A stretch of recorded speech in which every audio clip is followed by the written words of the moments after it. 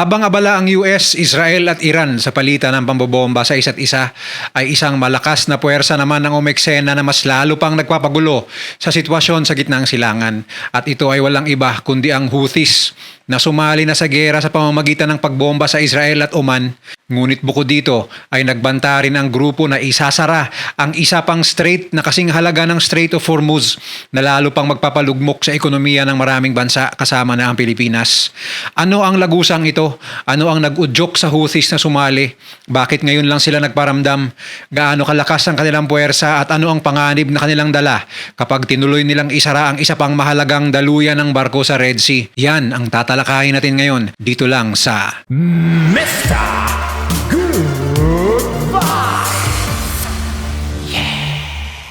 Sa gitna ng lumalawak na digmaan sa Middle East, isang malaking puwersa ang muling pumasok at ito ay maaaring magbago ng takbo ng buong conflict.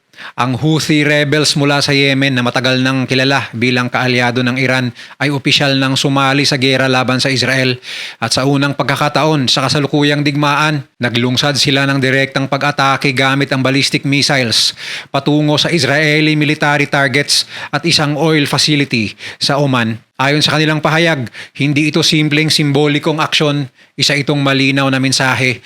Hindi na lang ang Iran ang kalaban. At para sa maraming analista at eksperto, ito ang simula ng mas malawak at mas mapanganib na yugto ng digmaan. Sa unang tingin, maaaring magtanong ang marami, bakit ngayon lang? Bakit hindi agad sumali ang Houthi sa simula pa lang ng conflict noong nag-umpisa ang airstrikes ng US at Israel laban sa Iran noong February 28? Ang sagot ay nasa strategy. Matagal nang nagbanta ang Houthis na papasok sila sa gera kapag lalong lumala ang sitwasyon, lalo na kung patuloy na aatakihin ang Iran o kung dadami ang bansang makikisali sa laban. At ngayon, malinaw na lumampas na sa limitasyon ng sitwasyon. Habang patuloy ang mga airstrike sa Iran, habang nadadagdagan ang mga bansang nadadamay, at habang lumalawak ang digmaan mula Lebanon hanggang Gulf region, pinili ng Houthis na kumilos. Hindi ito impulsive na desisyon. Isa itong kalkuladong hakbang upang palawakin ang pressure laban sa US at Israel. At agad nilang ipinakita ang kanilang kakayahan.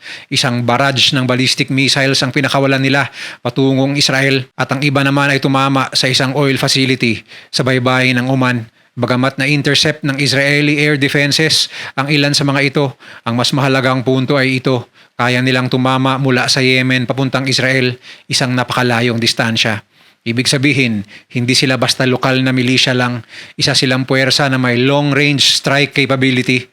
Pero hindi lang Israel ang target, kasabay ng kanilang pagpasok sa gera, nagkaroon din ng mga pag-atake sa iba't ibang strategic location sa rehiyon.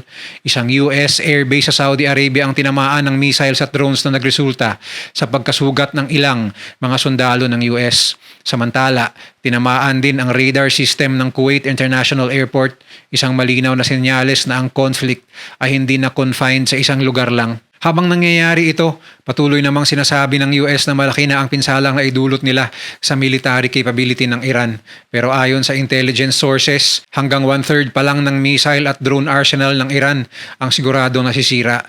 Ibig sabihin, malaki pa ang natitirang kakayahan ng Iran at ang kanilang mga kaalyado.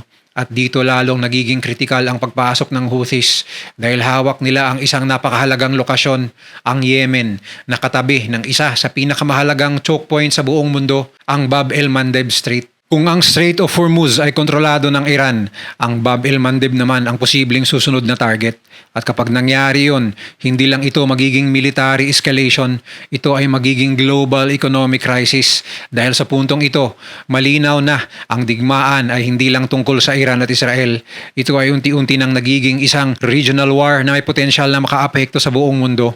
Para maintindihan kung gaano kabigat ang epekto ng kanilang pagpasok sa gera, kailangan muna nating balikan kung sino nga ba ang Houthis at bakit sila mahalaga sa mas malaking larawan ng Middle East conflict. Ang Houthis ay isang armed group mula sa Yemen na nagsimula bilang isang religious at political movement noong 1990s. Nanggaling sila sa Zaidi Shia community, isang sangay ng Islam na matagal nang nasa hilagang bahagi ng Yemen. Sa simula, ang kanilang layunin ay protektahan ang kanilang kultura at relihiyon laban sa impluensya pamamaraan ng Western at Sunni powers. Pero sa paglipas ng panahon, nagbago ang kanilang papel. Noong 2014, naglungsad sila ng isang malaking uprising at nasakop nila ang kabisera ng Yemen na Sanaa. Dahil dito, sumiklab ang isang matinding civil war kung saan nakipaglaban ang Houthis laban sa internationally recognized government na suportado ng Saudi Arabia at iba pang Gulf countries. Sa loob ng halos 7 taon, naging sentro ang Yemen ng isa sa pinakamalalang humanitarian crisis sa mundo. Libu-libong airstrikes, milyon-milyong displaced civilians at matinding kakulangan sa pagkain at tubig. Lahat ng ito ay naging bahagi ng digmaan at sa kabila ng matinding pressure, hindi bumagsak ang Houthis. Sa halip, lalo pa silang tumibay. At isa sa pinakamalaking dahilan nito ay ang kanilang relasyon sa Iran. Hindi man sila direktang kontrolado ng Iran, malinaw na may malalim silang ugnayan. Sa paglipas ng mga taon, pinaniniwalaang nakatanggap ang Houthis ng military training, armas at teknolohiya mula sa Iran. Kabilang dito ang mga ballistic missile, drones at anti-ship weapons, mga kagamitang ngayon ay ginagamit nila sa kasalukuyang conflict. Sa madaling salita, ang Houthis ay hindi lang isang lokal na rebel group, isa silang bahagi ng mas malawak na network ng Iran sa rehiyon, kasama ang Hezbollah sa Lebanon at iba pang militia groups sa Iraq at Syria. At ito ang dahilan kung bakit napakahalaga ng kanilang pagpasok sa digmaan dahil hindi lang ito dagdag na panig ng digmaan, isa itong strategic extension ng kapangyarihan ng Iran. Kung ang Iran ay direktang nakikipaglaban sa US at Israel, ang Houthis naman ay kumikilos mula sa ibang direksyon, mula sa timog, gamit ang kanilang posisyon sa Yemen upang magbukas ng panibagong pressure point. At hindi ito ang unang beses na ginawa nila ito. Sa panahon ng Gaza War, aktibo ring umatake ang Houthis gamit ang drones at missiles laban sa Israel at sa mga barkong dumadaan sa Red Sea. Ang kanilang mensahe noon ay malinaw, suporta sa Palestinians. Pero sa kasalukuyang digmaan, mas lumalim ang kanilang dahilan. Ngayon, hindi lang ito solidarity, ito ay direktang pakikilahok sa isang mas malaking regional war. At ayon sa kanilang spokesman, handa silang magpatuloy. Ang kanilang pahayag, tuloy ang operasyon hanggat hindi natitigil ang agresyon laban sa Iran at sa kanilang mga kaalyado. Ibig sabihin, hindi ito one-time attack lang, posible itong maging tuloy-tuloy na kampanya. At kung isaalang-alang ang kanilang track record mula sa pag-survive sa taon-taong digmaan laban sa Saudi-led coalition, malinaw na hindi sila madaling mapipigilan. Ngayong malinaw na kung sino ang Houthis at bakit sila sumali sa digmaan, ang susunod na tanong ay mas kritikal. Gaano ba sila kalakas at gaano karami ang kanilang armas?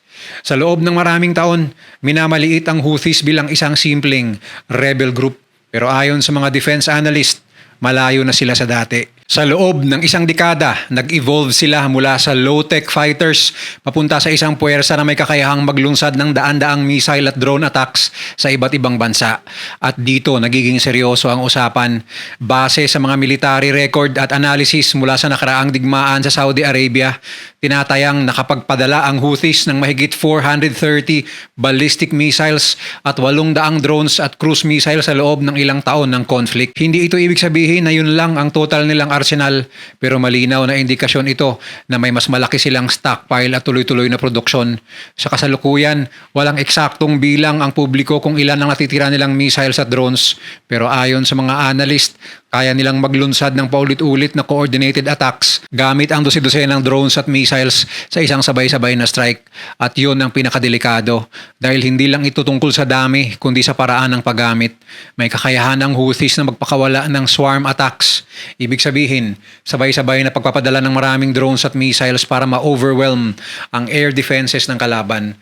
Kahit ma-intercept ang karamihan, may iilang makakalusot. At yun lang ang sapat para magdulot ng malaking pinsala. Bukod sa dami, malayo rin ang naaabot ng kanilang armas. Ang kanilang mga missile ay may range na umaabot hanggang 1,500 hanggang 2,000 kilometers, habang ang kanilang drones ay kayang lumipad ng hanggang 2,500 kilometers.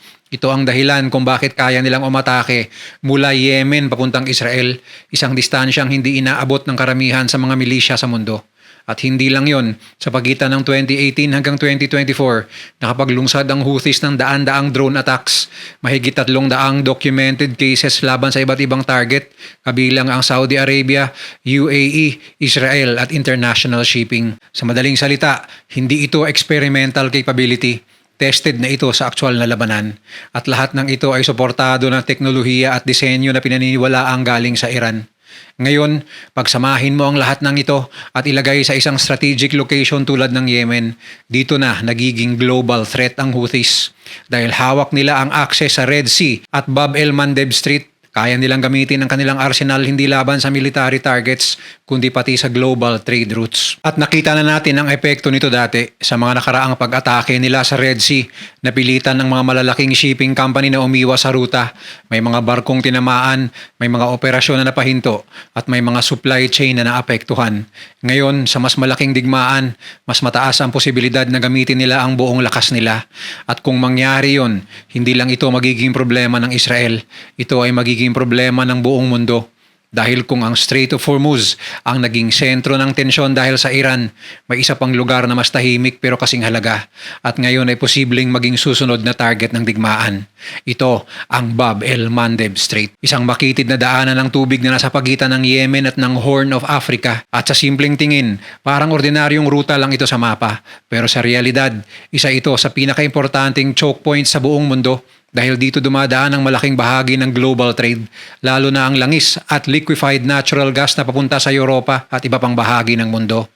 Ayon sa mga datos, humigit kumulang 12% ng seaborne oil trade at 8% ng global LNG shipments ang dumadaan sa Bab el Mandeb.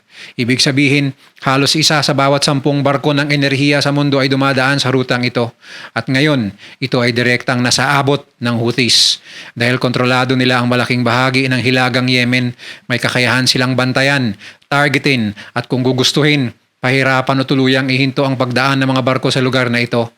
At hindi ito haka-haka lang. Noong mga nakaraang taon, lalo na sa panahon ng Gaza War, ilang beses nang umatake ang Houthis sa mga barkong dumadaan sa Red Sea at Gulf of Aden. Napilitan ng ilang malalaking shipping companies, kabilang ang Maersk, na itigil ang pagdaan sa Bab el Mandeb at iwasan ang Suez Canal route. Ang ibang barko ay napilitang umikot pa sa Africa, isang mas mahaba at mas mahal na ruta. Ibig sabihin, kahit limitado pa ang kanilang operasyon noon, nakapagdulot na agad sila ng epekto sa global economy. Ngayon, sa kasalukuyang digmaan, mas mataas ang nakataya dahil kung ang Iran ay halos na isara na ang Strait of Hormuz kung saan dumadaan ang halos 20% ng oil supply ng mundo at kung susunod na maapektuhan ang Bab el Mandeb, dalawang major choke points ang sabay na mawawala. At ito ang worst case scenario. Kapag nangyari yon, hindi lang tataas ang presyo ng langis, maapektuhan ang buong supply chain mula sa fuel, pagkain, hanggang sa mga produkto na ginagamit araw-araw at nakikita na natin ang simula nito. Sa kasalukuyan, ang presyo ng langis ay umaabot na sa pinakamataas nitong antas sa loob ng mahigit 3 taon. Ang US crude oil ay lumapit na sa $100 per barrel, habang ang Brent crude ay lumagpas sa $110. Ibig sabihin, kahit hindi pa tuluyang sarado ang mga choke point, ramdam na agad ang epekto. At dito, nagiging kritikal ang papel ng Houthis. Dahil kung magdesisyon silang i-escalate ang kanilang operasyon, halimbawa maglagay ng sea mines, magpadala ng mas maraming anti-ship missiles o targetin ang mas maraming barko, maaari nilang gawing no-go zone ang Bab el Mandeb. Kapag nangyari yon, hindi lang economic impact ang usapan, may posibilidad ding muling sumiklab ang digmaan sa pagitan ng Saudi Arabia at Yemen, isang conflict na nagdulot ng matinding humanitarian crisis sa loob ng maraming taon bago nagkaroon ng peace deal noong 2022. At ayon sa ilang Saudi analysts, kung tuluyang manganganib ang kanilang oil routes, lalo na ang mga export mula sa Red Sea, maaari silang mapilitang pumasok muli sa digmaan. Sa puntong ito, malinaw na hindi lang isang dagdag na kalaban ng US at Israel ang Houthis. Sila ay may hawak na isang strategic trigger na kayang magpalala ng digmaan, magpapabago ng global economy at magdala ng mas malawak na kaguluhan sa mundo. Sa puntong ito, malinaw na ang digmaan na hindi na simpleng laban ng Israel, US at Iran. Ang pagpasok ng Houthis ay nagbubukas ng panibagong front at mas lalo nitong pinapalawak ang saklaw ng conflict. Mula sa airstrike sa Iran hanggang sa missile attacks mula Yemen hanggang sa mga tensyon sa Red Sea, unti-unti nang nagiging isang regional war ang sitwasyon. At habang lumalawak ang laban, lalong nagiging komplikado ang mga posibleng kahihinatnan nito. Sa panig ng Israel, malinaw ang kanilang tugon, patuloy na in-neutralize ang mga banta. Ibig sabihin, hindi lang Iran ang target, posibleng pati ang mga kaalyado nito kabilang ang Houthis. Sa sandaling magsimula ang direct retaliation laban sa Yemen, isa na namang bagong battlefield ang mabubuksan. At kung mangyayari yun, hindi lang ito magiging simpleng airstrikes dahil ang Yemen ay hindi madaling pasukin. Mahirap ang terrain, malakas ang resistance at sanay ang Houthis sa matagalang labanan. Samantala, patuloy naman ang pagpapadala ng karagdagang puwersa ng Estados Unidos sa rehiyon. Dumating na ang libu-libong US Marines kasama ang mga aircraft at amphibious assets. Ganon din ang mga paratrooper. Isang malinaw na senyales na naghahanda sila sa posibilidad ng mas malawak na eskalasyon. Pero sa kabila nito, may isang malaking problema, walang malinaw na diplomatic breakthrough. Bagamat may mga usapan na pinamumunuan ng Pakistan kasama ang Saudi Arabia, Turkey at Egypt, tila wala pa rin kinahihinatnan ang usapang ito. Kaya para sa maraming analista, mababa ang tsansa ng agarang ceasefire. At habang walang kasunduan, tuloy ang pagtaas ng tensyon. Ang Iran ay nananatiling may malaking bahagi pa ng kanilang missile at drone capability.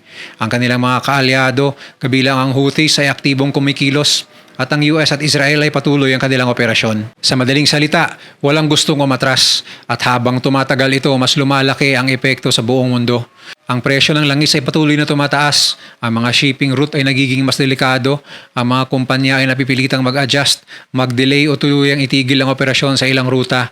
At ang epekto nito ay unti-unting nararamdaman mula sa presyo ng gasolina hanggang sa pagkain, hanggang sa pang-araw-araw na gastos ng mga tao. Pero higit pa sa ekonomiya, mas may malalim na panganib. Dahil habang dumarami ang bansang nadadamay mula Lebanon, Iraq hanggang sa Gulf States, mas lumalaki ang posibilidad ng isang full-scale regional war. Isang digmaan na hindi na kayang kontrolin ng kahit sino.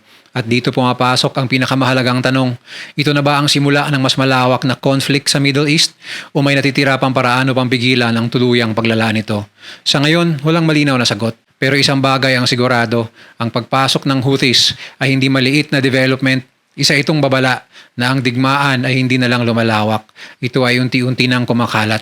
At kapag hindi ito napigilan, ang epekto nito ay hindi lang mararamdaman sa Middle East, kundi sa buong mundo. Kung nagustuhan mo ang video na to, share mo naman sa iba at mag-subscribe ka na rin. Panoorin mo na rin yung mga videos na nasa kanan para lalo pang maubos ang oras mo.